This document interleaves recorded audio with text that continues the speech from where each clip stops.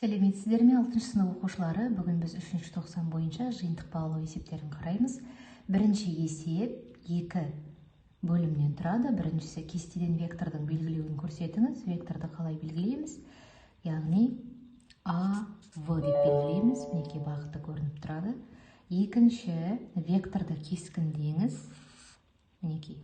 Бірінші вектордың басындағы нүкте, одан кейін вектордың ұшындағы нүкте жазылады. Екінші есеп берілген теңдеуге мәндес теңдеуді жазыңыз. Ол үшін мына теңдеуді ықшамдаймыз, түрлендіреміз, яғни минус 24 мына жаққа шығарамын. Х тең болады 19 қосу 7. Минус 26х минус 26 тең 0. Мына теңдеу берілген теңдеуге мәндес болып келеді.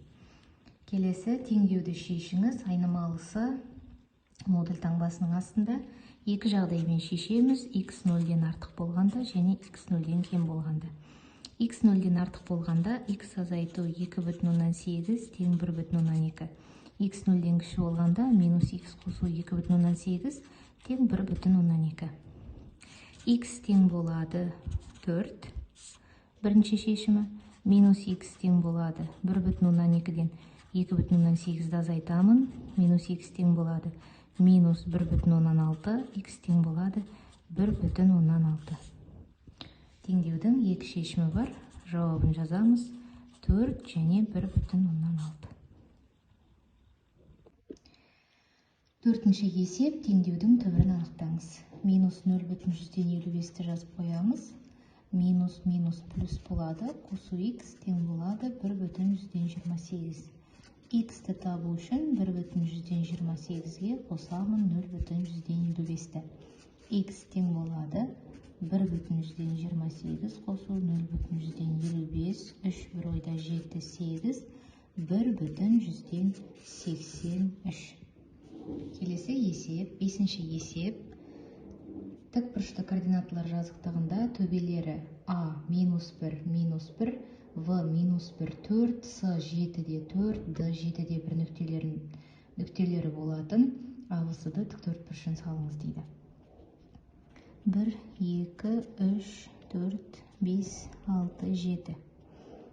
Минус 1, минус 2, минус 3, минус 4, минус 5, минус 6, минус 7. 1, 2, 3, 4, 5, 6, 7.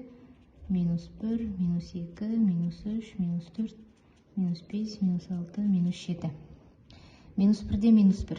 Мына жердегі нүкте болады. Минус 1-де 4. Мінекей. 7-де 4. Және 7-де 1. Так, 7-де 1 емес, бұл 7-де минус 1 болар. 7-де минус 1. Сонда бізде мынадай тіктөртбұрыш шығады.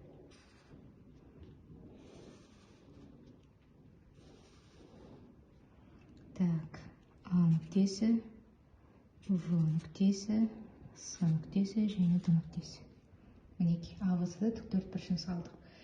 Енді ордината өсіне қатысты. Ордината дегеніміз ол y өсі. Ағысыды тіктөртбұрышына симметриялы фигураны салыңыз. Ордината өсіне қатысты, яғни y өсіне қатысты ағысыды тіктөртбұрышына симметриялы фигураны салыңыз.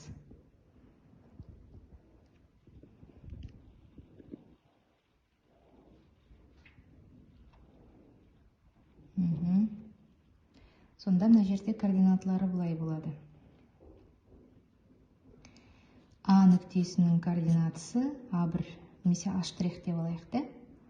Ол болады 1-де минус 1. Мінекей, 1-де минус 1. Келесі В' деп аламын. Ол бізде 1-де 4. Мына жерде болады. Мынау А', мынау В'. С' болады. Минус 7-де 4. Минус 7-де 4. С'. Және Д' бізде минус 7-де минус 1. Сонда мынадай фигура шығатын болады. Ойгір осіне қатысты және абысы да төрт бұрышына симметриялы фигура.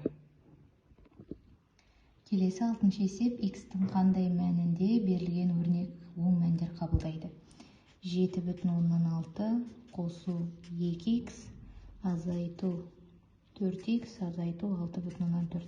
Бірінші өрнекті ықшамдап алайық. Жақшаны ашамыз. 7,6 қосу 2x минус 4x қосу 6,4.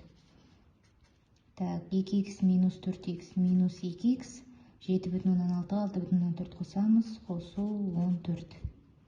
Минус 2x қосу 14, оң мәндер дегендіктен 0-ден артық. Минус 2x артық минус 14, x кем 7. Неге? Себебі теріс санға бөлген кезде міндетті түрде теңсіздіктің белгісі ауысады. Сонда минус шексіздіктен 7-ге дейінгі мәндерде біздің берілген өрнегіміз оң мәндерді қабылдайды. 7-ші есеп периметрі 61 сантиметрге тең 3 бұрыштың бір қабырғасы екіншісінен 5 сантиметрге артық. 3 бұрышта 3 қабырға болады, біріншісі, екіншісі, үшіншісі. Егер біріншісін x дейтін болсақ, бір қабырғасы екіншісінен 5 сантиметрге артық. Мұнау бізде x қосу 5 болсын. Ал үшіншісінен 3 сантиметрге кем. Так, бір қабырғасы мұнау болсын да, бір қабырғасы біріншісінен 5 сантиметрге артық, ал үшіншісінен 3 сантиметрге кем. Так, бұлай деп алайын. Мұнау бізде x болсын, мұнау қосу 5 болсын, ал үшіншісінен 3 сантиметр кем. X қосу 3. Так, бір қабырғасы екіншісінен 5 сантиметр артық. Так, екінші қабырғасын x деп алсам, ол бір қабырғасынан 5-ке артық, x минус 5, ал екіншісінен кем. Осы үшеуінің қосындысы 61 болып тұр. X азайту 5-ке қосамын, x-ті қосамын, x қосу 3, 61. X ол 3x болады. Так, минус 2 тең 61, 3x тең болады 63, x тең болады 21. Сонда екінші қабырғасы 21 сантиметр, бірінші қабырғасы 16 сантиметр, үшінші қабырғасы 24 сантиметр. 8-ші есеп координаталары минус 1-де 3 болатын v нүктесін кескіндеңіз. Минус 1-де 3. Неке мына нүкте бізде v. AV және y-тен минус 1 түзулерін жүргіземіз. AV мына A және V нүктелерін қосамыз, ал y-тен минус 1 дегеніміз міне минус 1 нүктесі арқылы өтетін түзу жүргіземіз. AV және y-тен минус 1 түзулерін жүргіздік. Мынау бізде y-тен минус 1 түзуі, мынау бізде AV түзуі. Екеуінің қиылысуы мына нүкте S деп алатын болсақ, түзулердің қиылысу нүктесінің координаталарын график бойынша анықтаңыз дейді. С бірінші x-тің мәні 3, 3-те минус 1.